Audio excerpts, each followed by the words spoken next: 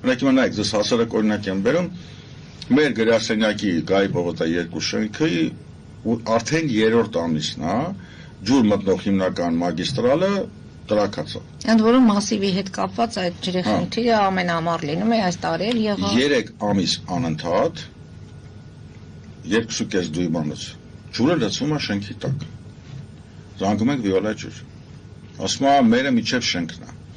Զանգում ենք թաղապետին, ասում է էդի մերը չի վիոլա ջրինն է։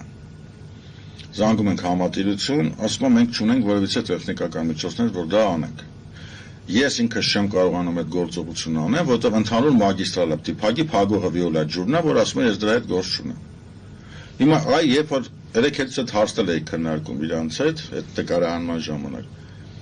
Սկզբում իրանք են նույն ձև պատասխանեցին, բայց իրանց ասում լավ ժողովուրդ, շենքը ո՞րն է։ Շենքը քաղաքինն է,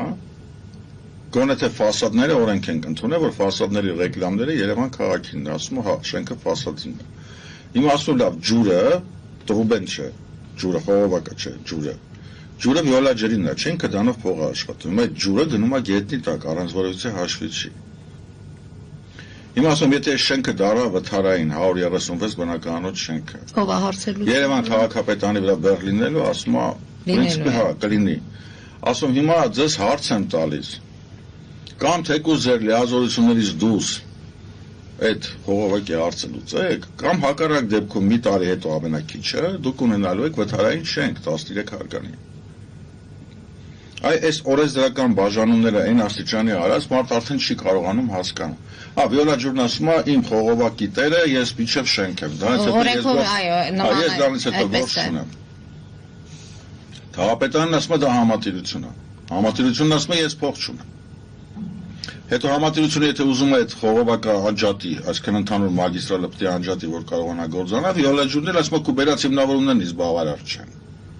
Արդյունքում 3-րդ ամիսն է Գայի պողոտա 2-րդ շենքի տակը լցվում է ջուր։ Հիմա թե ինչ անելու սա վերջ արդեն չգիտեմ։ Ասենք ես ինքս չեմ կարողանում սարքել, որտեղ մագիստրալը պետք է անջատեմ, որ կարողանամ զոդավորողներին բերեմ, կարողանանք զոդենք այդ խողովակը։ Ինչ պետք է լինի բնակիչները ըստ երևույթին պետք է նորից փողոցը։ Դրանից բացի պետք է հաշվիչները անջատվի, բայց եթե հաշվիչները չի անջատում, վիոլա ջուրը անջատում մենք այդ մարկանց վրա գալիս է ուղանքներ, այսպես մեծ իրավական կազուսից մեջ չեն գնա, բայց արդյունքում կարող է շենքը։ Իսկ բնակիչները ինչ են անում դրա համար։ Դե ինչպես մեր ժողովրդի մոտ ոնց է, քանի դեռ իրանց տունը ջուրը գալիս է, իրանք որևէ խնդիր չունեն։ Իչափ կփլվի։